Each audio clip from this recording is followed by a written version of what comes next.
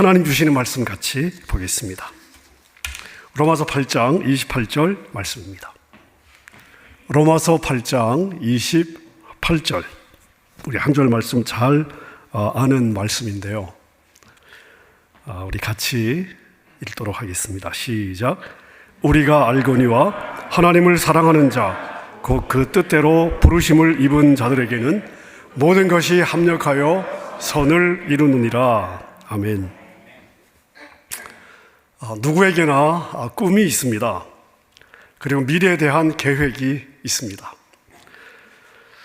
여러분들도 자라면서 또 삶을 살아오면서 미래에 대한 꿈을 꾸고 또 계획들을 세우셨을 것입니다. 자, 지금 여러분의 모습을 한번 생각해 보십시오. 어릴 때 여러분이 꿈꾸던 모습과 현재의 모습을 한번 비교해 보십시오.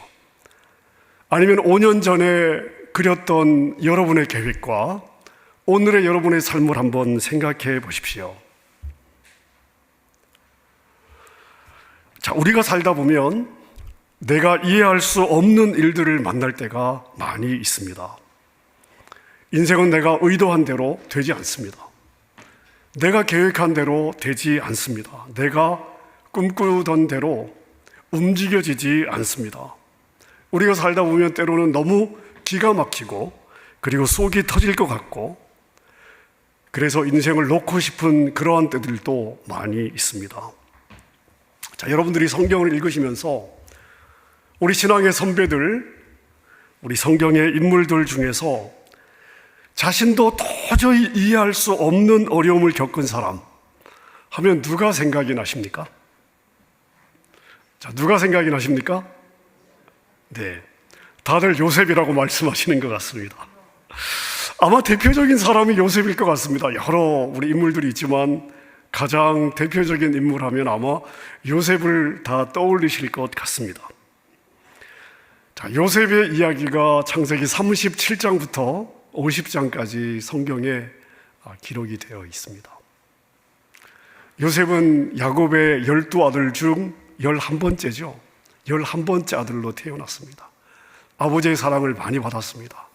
덕분에 형들의 미움을 받았죠.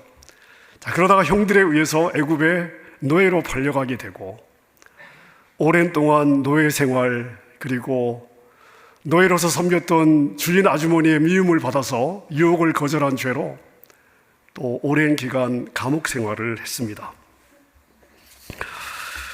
자, 여러분, 대부분의 사람 같으면 이 정도 되면 마음이 어떨까요?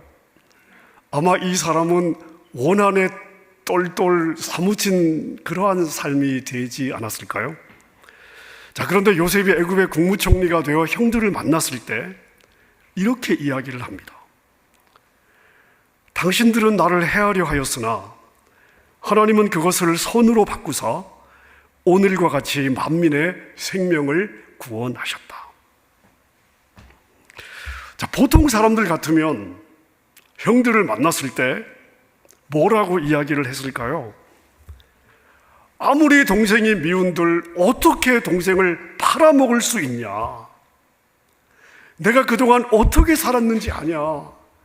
나의 그 긴 노예 생활의 수모와 수치를 당신들은 아느냐? 내가 감옥에서 얼마나 절망적인 삶을 살았는지 아느냐? 당신들은 인간이 아니다. 아마 대부분 이렇게 이야기를 했을 것 같습니다. 그동안 쌓였던 마음들을 이런 표현으로 아마 말하지 않았을까 싶습니다. 자, 그런데 요셉은 이렇게 반응하지 않았습니다. 하나님은 그것을 선으로 바꾸셔서 오늘과 같이 만민의 생명을 구원하도록 이끄셨습니다. 이게 바로 요셉의 고백이었습니다. 우리는 이러한 요셉의 반응을 보면서 몇 가지를 발견할 수 있습니다. 먼저는요, 요셉은 자기 동정에 빠지지 않았습니다. 자기 동정, 자기 연민을 갖고 살지 않았구나 하는 것을 볼 수 있습니다. 사람 인생의 바닥에 빠지면 가장 먼저 떨어지기 쉬운 감정의 함정이 뭐냐면요, 자기 동정입니다. 자기 연민이에요. 나는 도대체 왜 이럴까? 내 인생은 도대체 왜 이럴까? 왜 나는 이런 어려움을 겪어야 되나? 자존감이 무너져 내리고 자신이 무기력하게 느껴지고 세상에서 자기가 가장 못난 사람처럼 생각이 되는 거죠. 그리고 이런 생각은 하면 할수록 자신이 더 그런 사람이 되어가는 것입니다. 근데 우리가 이 요셉을 통해서 발견하는 놀라운 사실은 뭐냐면요, 요셉은 충분히 그래도 될 만한 그런 상황을 지나갔음에도 불구하고 자기 연민에 빠지지 않았다는 거예요. 자기 동정을 가지고 살지 않았구나 하는 것을 분명하게 볼 수 있습니다. 자기를 동정해서 자기를 더 비참하게 만드는 이러한 감정의 수렁, 감정의 악순환, 감정의 함정에 빠지지 않았습니다. 자, 배가 항해를 할 때 태풍을 만나는 때가 있지 않습니까? 자, 이러한 태풍을 만날 때, 자, 폭풍에서 살아남기 위해서 반드시 지켜야 할 대원칙이 있다고 합니다. 바람을 정면으로 마주보고 가야 된다. 태풍이 몰아칠 때 가장 중요한 대원칙은 뭐냐면 바람을 정면으로 마주보고 가야 한다. 만약 배를 옆으로 돌리는 순간에 그냥 배는 파도에 의해서 침몰해 버리게 되는 거죠. 자, 여러분 마찬가지입니다. 폭풍이 몰아쳐올 때 그 폭풍을 이기는 최상의 방법은 뭐냐? 그 폭풍과 정면으로 마주대하는 것입니다. 마주치는 것입니다. 여러분, 사람이 어려움을 만날 때 그 어려움 때문에 무너지는 경우보다는요, 그 어려움을 잘못 다루어서 더 큰 어려움으로 넘어지는 경우들이 훨씬 더 많습니다. 한 번 어려움으로 지나갈 수 있었어요. 자, 그런데 연속적으로 더 큰 어려움을 만나 결국은 인생이 침몰하게 되는 이유가 어디 있냐면 첫 번째 어려움에 감정적으로 반응하기 때문에 그렇습니다. 사람이 좌절하게 되면, 삶의 코너에 몰리게 되면, 자기 동정에 빠지게 되면 그 문제를 자기의 자존심과 연결하기 시작하면 어떻게 되냐 하면 항상 생각이 극단적으로 가게 되는 거죠. 자, 그래서 극단적인 결정을 하기가 쉽습니다.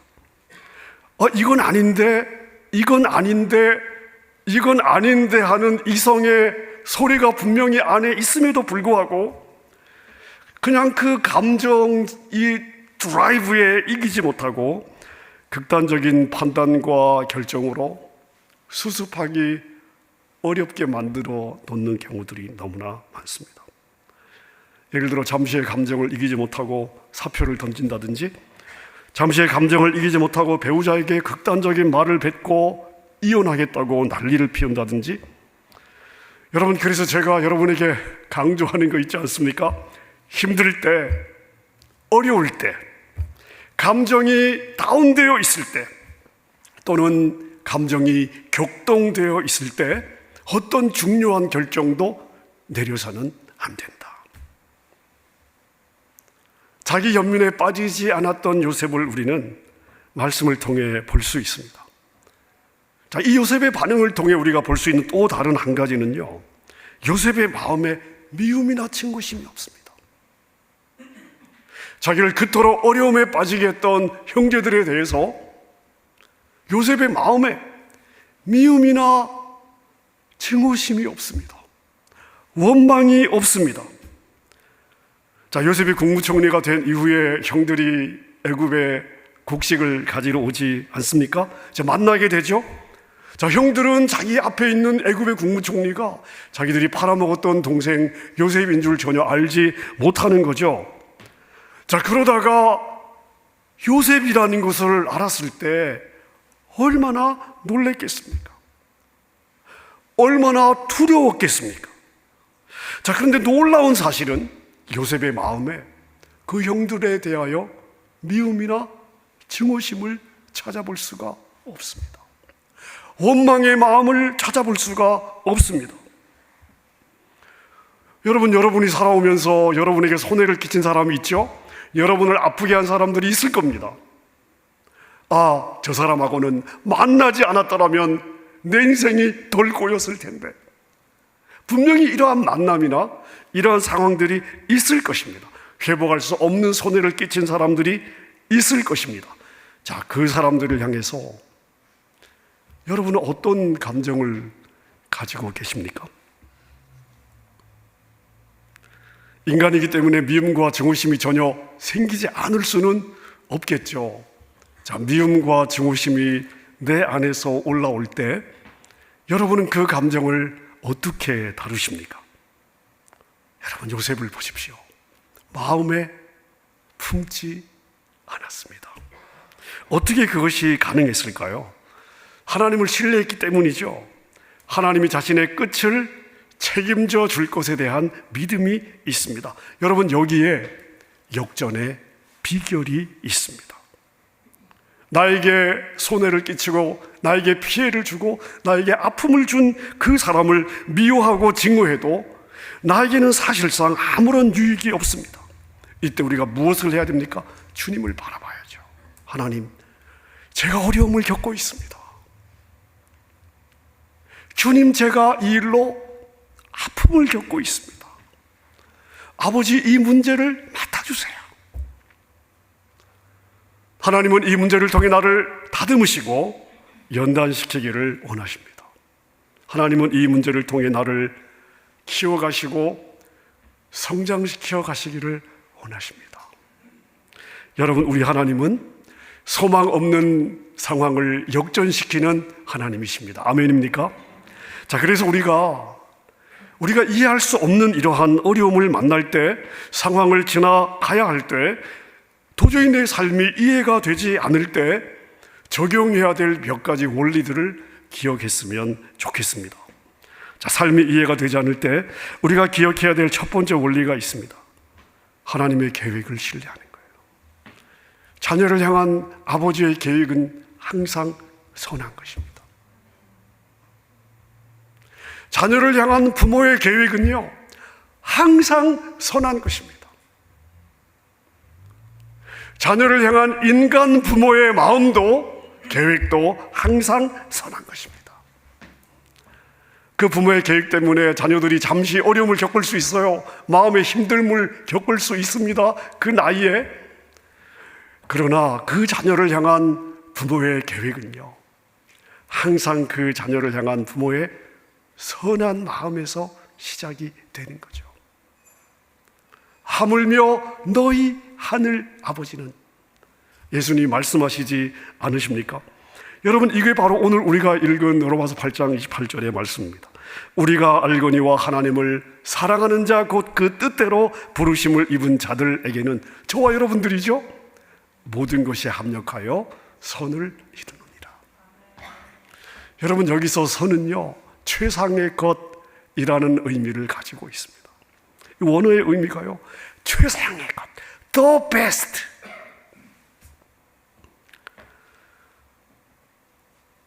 여러분, 모든 것이 다 선한 것이 아니에요. 세상에는 악한 일들도 있습니다. 그리고 때로 보면 세상은요, 선하신 하나님과 아무 상관없이 돌아가는 것 같습니다. 하지만 우리 하나님은 어떤 하나님이시냐면, 아무리 악한 일도 자기 자녀들의 삶에 선으로 바꿀 수 있는 분이다. 선으로 바꾸어 주시는 분이시다. 아멘입니까? 여러분의 과거를 돌아보십시오. 죽을 것 같은 상황들이 있었어요. 근데 결코 죽지 않았습니다. 마지막이라고 생각했던 순간들이 있었습니다. 근데 여러분, 여전히 은혜 가운데 지금 살고 있잖아요. 이러한 사실들을 우리가 기억한다면, 우리는 나에게 어려운 시간을 주었던, 나에게 아픔을 주고 피해를 주었던 사람들에게 이렇게 우리는 말할 수 있습니다. 당신은 나를 해하려 하였으나 하나님은 그것을 선으로 바꾸셨습니다. 당신은 나를 넘어뜨리려 하였으나 하나님은 그것을 통하여 나를 오히려 세워주셨습니다. 당신은 나를 파괴하려 하였으나 하나님은 그것을 통하여 나를 더 강하고 더 아름답고 더 성숙한 사람으로 만들어 주셨습니다. 여러분, 미움과 증오는 원망은 하나님의 성품이 아니죠. 하나님의 성품이 아닙니다. 악한 사람의 악한 의도까지 여러분을 위해 선용하시는 여러분의 하나님이 계심을 믿을 수 있기를 바랍니다. 자, 삶이 이해가 되지 않을 때 우리가 붙잡아야 될 두 번째 원리가 있습니다. 하나님의 약속을 신뢰하는 것입니다. 성경에 제가 세어본 건 아니에요. 제가 이렇게 자료를 보다 보니까 성경에 하나님의 약속이 7,000개가 있답니다. 하나님의 약속이, 우리에게 주신 하나님의 약속이 무려 7,000개가 있답니다. 여러분, 하나님이 저와 여러분들을 위해서 7,000개가 넘는 약속을 주셨어요. 왜 하나님께서 이렇게 많이 셀 수 없는 약속을 저와 여러분에게 주셨을까요? 우리는 연약하기 때문에 우리는 늘 불안하고 우리는 늘 염려하고 늘 흔들리지 않습니까? 그래서 하나님이 우리에게 약속을 주시는 거죠. 우리에게 흔들림이 없다면, 우리에게 불안함이 없다면, 우리가 염려하지 않는 존재라면 하나님이 우리에게 이 약속을 주셔야 될 이유가 없습니다. 주실 필요가 없는 거죠. 여러분, 우리가 약하기 때문에 하나님은 우리에게 그 약속을 붙잡고 살아가라고 7,000개가 넘는 약속을 주셨습니다. 자, 그럼 그 약속을 받은 저와 여러분들이 어떻게 해야 되겠습니까? 그 약속들을 나의 삶에서 실제화해야 되지 않겠습니까? 자, 근데 이 하나님의 약속은요, 어떤 것과 같은가 하면 수표와 같습니다. 누가 여러분에게 100만 불짜리 수표를 주었습니다. 100만 불이요. 놀라지도 않으시네요? 자, 그런데 여러분이 그 100만 불짜리 수표를 받아서 주머니에 넣고 산다면 그 수표는 여러분에게 무슨 의미가 있겠습니까? 아무 의미가 없습니다. 아무 도움이 되지 않습니다. 여러분, 이 수표는요, 여러분이 이게 나에게 캐시라고 생각하고 은행에 넣어야 여러분이 사용할 수가 있는 것이죠. 하나님의 약속의 말씀이 바로 이와 같습니다. 약속의 말씀 중에 오늘 나에게 내가 붙잡아야 될 말씀이 있다면, 내 마음에 와닿는 구절이 있다면, 내 삶에 실제화 되어야 되는 말씀이 있다면 여러분 카드에 적어서 가지고 다니십시오. 차 핸들 앞에 테이프로 붙여놓으시고, 차에 탈 때마다, 운전할 때마다, 신호등에서 차가 설 때마다 한 번씩 읽는 것입니다. 선포하는 것입니다. 로마서 15장 4절에 이런 말씀이 있습니다. 무엇이든지 전에 기록한 것은 우리에게 교훈을 주려고 한 것이며 성경이 주는 인내와 위로로서 우리로 하여금 소망을 가지게 하려고 준 것입니다. 아멘입니까? 여러분, 하나님은 반드시 약속을 지키시는 분이십니다. 이것을 믿으면 믿는 대로 여러분의 삶에 이루어질 것입니다. 선하시고 늘 선하시고 항상 자녀들에게 역전의 은혜를 주시는 하나님을 신뢰하고 약속의 말씀을 붙잡는 여러분 될 수 있기를 바랍니다. 자, 삶이 이해가 되지 않을 때 우리가 붙잡아야 될 세 번째 원리가 있습니다. 여러분이 혼자가 아니에요. 여러분 주변에 믿음의 사람들이 있습니다. 자, 여러분, 이 세상에 완전한 사람 없습니다. 완전한 성도도 없습니다. 우리 믿는 사람들도 결코 완전할 수 없습니다. 따라서 그런 성도가 모인 교회도 완전할 수 없습니다.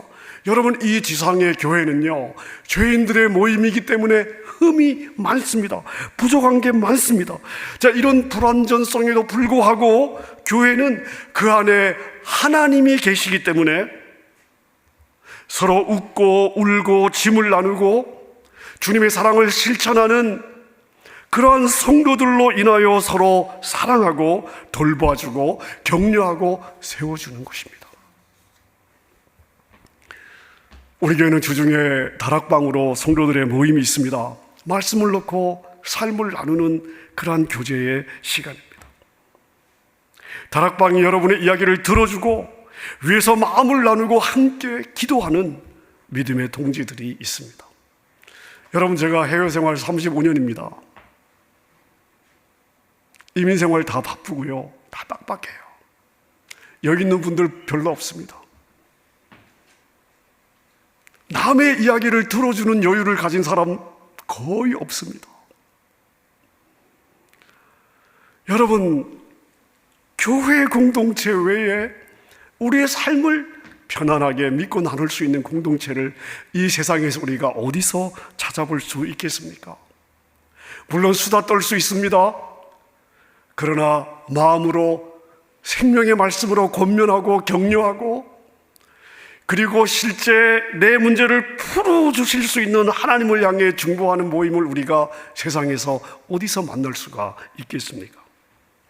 여러분이 감당할 수 없는 폭풍우를 지나갈 때 여러분에게 믿음의 동지가 있다는 것을 기억하시기를 바랍니다. 하나님은 믿음의 공동체를 통해서 여러분을 위로하시고 여러분을 격려하시고 여러분에게 힘을 주시는 것입니다. 믿음의 동지들과 함께 삶을 나누는 여러분 될 수 있기를 바랍니다. 삶이 이해가 되지 않을 때 우리가 붙잡아야 될 마지막 원리가 뭐냐? 하나님이 여러분과 함께 계심을 믿는 거예요. 내가 혼자가 아니구나. 하나님이 나와 함께 하시는구나. 여러분, 우리가 살다 보면 이해되지 않은 일들이 얼마나 많습니까? 마음이 낙심이 되고 절망이 되고 모든 것을 놓아버리고 싶을 때, 여러분, 이때가 내가 주님 임재 앞에 서야 되는 때입니다. 주님 앞에 무릎을 꿇어야 될 때입니다. 하나님의 보좌 앞에 달려가야 할 때입니다. 왜요? 그분의 보좌는 때를 따라 덮는 은혜의 보좌이기 때문에.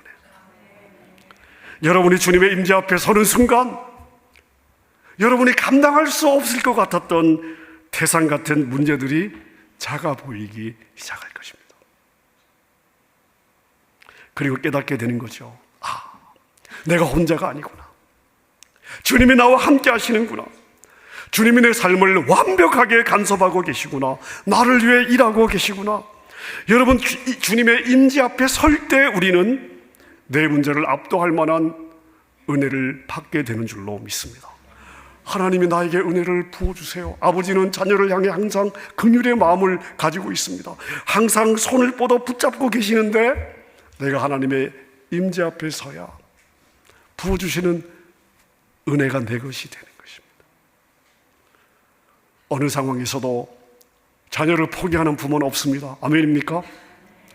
하나님은 절대 여러분을 포기하지 않으십니다. 늘 주님의 임재 앞에 서는 여러분 될 수 있기를 바랍니다. 말씀을 정리하겠습니다.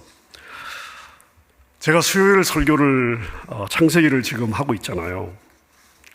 지난 주일 이제 야곱이 끝났습니다. 창세기 36장 에서의 족보로 야곱의 이야기가 다 끝이 나고 창세기 37장 요셉의 이야기가 시작이 되는데요. 제가 창세기 37장부터 시작되는 요셉을 묵상을 하면서 영화 한 편이 생각이 났습니다. 2008년도에 아카데미 상과 골든 글로브상을 받은 슬럼닥 밀리어네어라고 하는 영화인데요. 아시는 분들이 아마 있을 것 같습니다. 자, 이 영화의 배경은 인도의 슬럼가입니다. 이 영화의 자말이라고 하는 인도의 한 소년이 등장하는데요. 이 소년은 인도의 슬럼가에서 태어나서 자랐습니다. 정규 교육을 한 번도 받아본 적이 없습니다. 자, 그런데 이 아이가 백만장자 퀴즈쇼에 나가서 1등을 합니다. 그래서 백만장자가 돼요. 이런 스토리를 담고 있습니다. 자, 이 소년이 얼마나 무식한 소년이었냐 하면 인도에서 자라 태어났음에도 불구하고 인도의 지폐에 그려진 얼굴이 그 인물이 누구인지 전혀 모르는, 개념도 없는 그러한 아이입니다. 자, 이런 아이가 어떻게 백만장자 퀴즈쇼에 나가서 1등을 할 수 있었을까요? 당연히 이 소년이 올라가면서 분명히 부정행위를 했을 것이다 하는 그러한 의심을 받습니다. 자, 그래서 마지막 한 문제를 남겨놓고 경찰에 잡혀가서 엄청난 고문을 당합니다. 자, 근데 이 과정에서 이 소년이 어떻게 문제들을 맞추었는지가 하나씩 밝혀지기 시작합니다. 이 소년이 슬럼가에서 자라면서 고단한 삶을 살았습니다. 지저분한 삶을 살았습니다. 힘든 삶을 살았습니다. 그런데 그 슬럼가에서 경험했던 그 어려웠던 삶의 경험들이 그 퀴즈 쇼에 나온 질문에 대한 답을 가지고 있었습니다. 자, 예를 한번 들어보겠습니다. 이 아이가 앵벌이를 했어요. 앵벌이를. 근데 앵벌이를 같이 했던 친구가 있습니다. 그 앵벌이를 하다가 같이 앵벌이를 했던 친구와 이제 같이 붙잡혀가지고 감옥에 들어간 일이 있습니다. 자, 그 친구에게 엉터리 여행 가이드를 하면서 주었던 100불짜리 미국 지폐가 있습니다. 그 과정에서 이 친구는 엉터리 여행 가이드를 하면서 자기가 얻은 100불을 친구에게 준 거예요. 근데 그 과정에서 그 친구로부터 이 100불짜리 지폐에 그려진 사람이 벤자민 프랭클린이라고 하는 것을 듣습니다. 그 사실을 듣는 거예요. 근데 퀴즈쇼에 그게 나온 거예요. 그 질문이 나온 것입니다. 그 친구와 함께 붙들려 갔던 그 일들은 이 자말이라고 하는 소년에게는 너무나 아픈 기억이었습니다. 너무나 힘든 기억이었습니다. 너무나 아픈 사건이었기 때문에 이 소년은 그 100불짜리 지폐에 그려진 사람 이름을 정확하게 기억하고 있었습니다. 자, 그런데 그런 아픈 경험과 기억들이 결국 그가 백만장자가 되도록 만든 열쇠가 된 것입니다. 자, 그런데 이 백만장자 쇼에서 이 소년이 받았던 많은 질문에 대한 답, 자기의 어려웠던 경험에서 알게 되었던 그 지식들이 답이 된 것인데, 이 영화에 나오는 이야기들은 다 우연입니다. 다 우연이에요. 자, 근데 여러분 요셉을 한번 생각해 보십시오. 요셉의 스토리에서 노예로 팔렸던 일들을 빼면 요셉은 국무총리가 될 수 있었습니까? 노예 생활을 빼면 요셉은 국무총리가 될 수 있었습니까? 감옥 생활을 빼면 요셉은 국무총리가 될 수 있었을까요? 형제들의 배신과 노예 생활과 감옥 생활은 다 요셉을 국무총리로 만드시는 과정이었습니다. 인도의 슬럼가에서의 이 자말이라고 하는 소년의 힘들었던 아픔들, 그러한 경험들이 백만장자 퀴즈쇼의 우승자 자말을 만들었습니다. 여러분, 마찬가지로 여러분들이 이 땅의 삶에서 겪고 있는 많은 어려움과 때로 외로움과 이해할 수 없는 사건들은 하나님이 여러분을 향해 갖고 있는 최선, 가장 아름다운 그 끝을 위해서 반드시 있어야 될 일이라는 것을 기억하셔야 되겠습니다. 우리는 나중에 하나님 앞에 섰을 때에 그때 그 사건이 이런 의미였군요. 맞습니다. 그 사건 때문에, 그 아픔 때문에 제가 이 자리까지 올 수 있었습니다. 그때 내가 이해할 수 없는 사건의 배후에 하나님의 이런 선한 의도가 있으셨군요. 이렇게 고백하며 무릎을 칠 날이 오게 될 것입니다. 사랑하는 여러분, 여러분의 하나님은 여러분에게 절대적으로 선한 분임을 기억하시기를 바랍니다. 현재 어려움은 끝이 아니에요. 과정이라는 것을 기억하시기를 바랍니다. 여러분, 그것이 오늘 우리가 읽었던 로마서 8장 28절이 분명하게 말씀해주고 있습니다. 우리 다시 한번 한 음성으로 읽어보겠습니다. 시작. 우리가 알거니와 하나님을 사랑하는 자, 곧 그 뜻대로 부르심을 입은 자들에게는 모든 것이 합력하여 선을 이루는. 여러분, 이 구절을 가만히 보고 계세요. 앞에 바울 사도가 이 구절을 뭘로 시작하고 있습니까?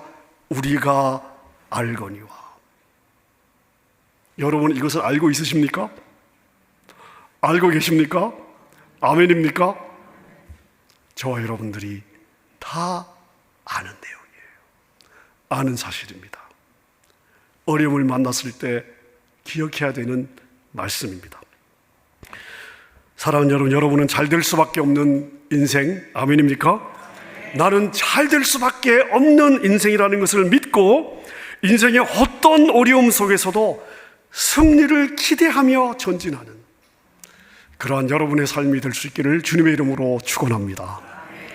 우리 함께 찬양하겠습니다. 우리 잘 아는 찬양, 우리 믿음으로 고백하겠습니다. 왜 나만 겪는 고난이냐고 불평하지 마세요. 고난의 뒤편에 있는 주님이 주실 축복 미리 보면서 감사하세요. 너무 견디기 힘든 이 순간에도 주님이 일하고 계시잖아요. 남들은 지쳐 앉아있을지라도 당신은 일어나세요. 왜? 우리는 알고 있으니까요. 믿음의 고백으로 우리 주님 앞에 올려드리도록 하겠습니다.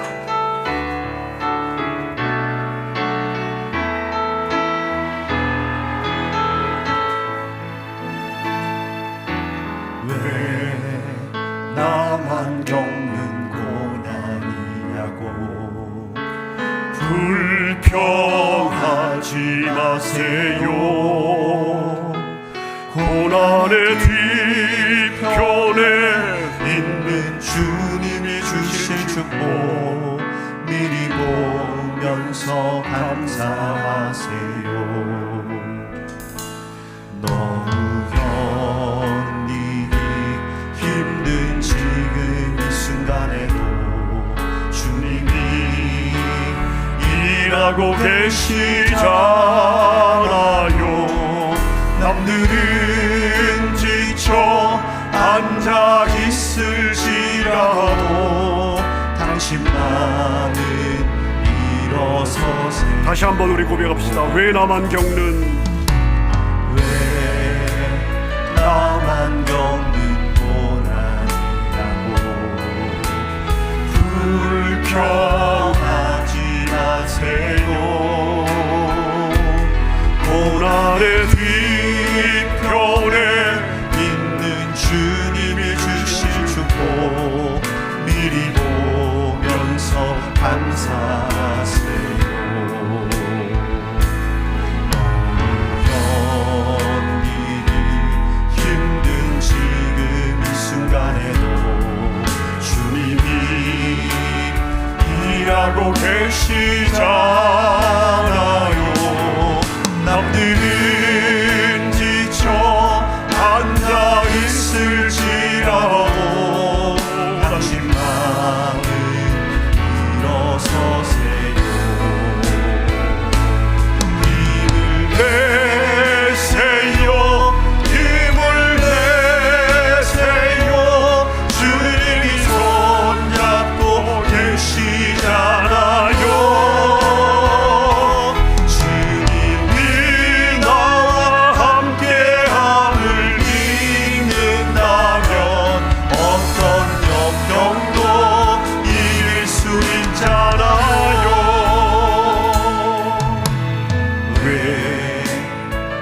이런 슬픔 찾아왔는지 원망하지 마세요. 당신은 잃은 것보다 주님께 받은 은혜 온 마음에 감사하세요.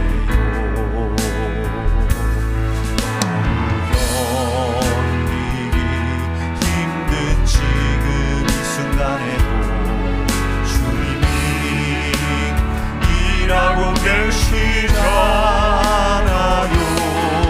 남들은 지쳐 앉아 있을지라도 당신만은 우리 2절 다시 한번 고백하십시다. 왜 이런 슬픔, 왜 이런 슬픔 찾아왔는지 원망